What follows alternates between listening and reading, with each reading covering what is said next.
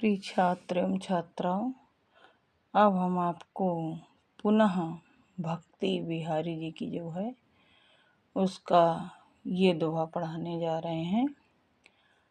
ध्यान से देखिएगा प्रिय बच्चों। सोहत ओढ़े पीत पटु श्याम सलोने गात। सोहत ओढ़े पीत पटु श्याम सलोने गात। मनौ नील मणि पर आतप पर्यो पर भात।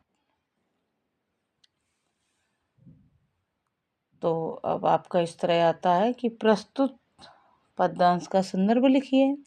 तो जाहिर सी बात है बच्चों, आप लिखेंगे प्रस्तुत दोहा हमारी पाठ्य पुस्तक काव्य खंड के भक्ति शीर्षक से उद्धृत है और इसके रचयिता बिहारी लाल जी हैं।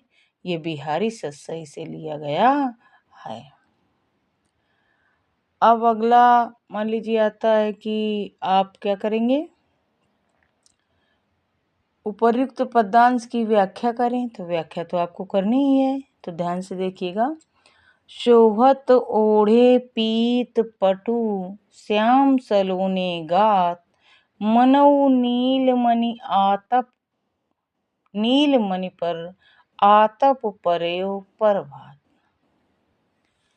कहते हैं यहाँ पर प्रस्तुत दोहे में पीले वस्त्र पहने हुए श्री कृष्ण के सौंदर्य का, या आप लिख सकते हैं श्री कृष्ण के अद्वितीय सौंदर्य का, अनुपम सौंदर्य का बिहारी लाल जी ने वर्णन किया है।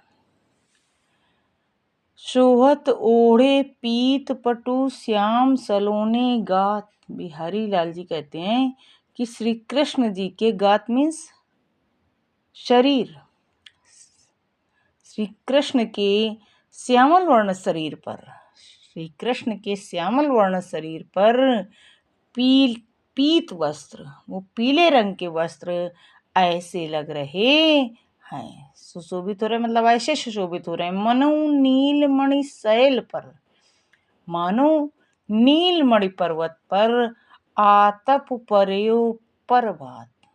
मानो नीलमणि पर्वत पर प्रातःकालीन सूर्य की किरणें पड़ रही हों। अर्थात श्री कृष्ण जी ने श्यामल वर्ण, या आप लिख सकते हैं नील वर्ण, श्री कृष्ण जी ने जो पीले रंग के वस्त्र धारण कर रखे हैं वे ऐसे प्रतीत होते हैं मानो नीलमणि पर्वत पर क्या हो रहा है, सूर्य की प्रातःकालीन धूप पड़ रही है। श्री कृष्ण के सांवले वर्ण वाले शरीर पर पीत वर्ण ऐसे लग रहे हैं मानो उस नीलमणि पर्वत पर प्रातःकालीन धूप पड़ रही है। भाषा आपकी यहाँ ब्रज होगी, शैली मुक्तक है, गुणमयी माधुर्य, रस श्रृंगार और भक्ति, छंद दोहा, अलंकार आपका अनुप्रास और उत्प्रेक्षा अलंकार है। तो बच्चों ध्यान से पढ़िएगा आप सभी, और मैं उम्मीद करती हूँ कि आपको मेरा पढ़ाया हुआ अवश्य पसंद आएगा। बस आपको ध्यान देने की आवश्यकता है, आप इसे लाइक सब्सक्राइब करना ना भूलें। प्यारे बच्चों, थैंक यू।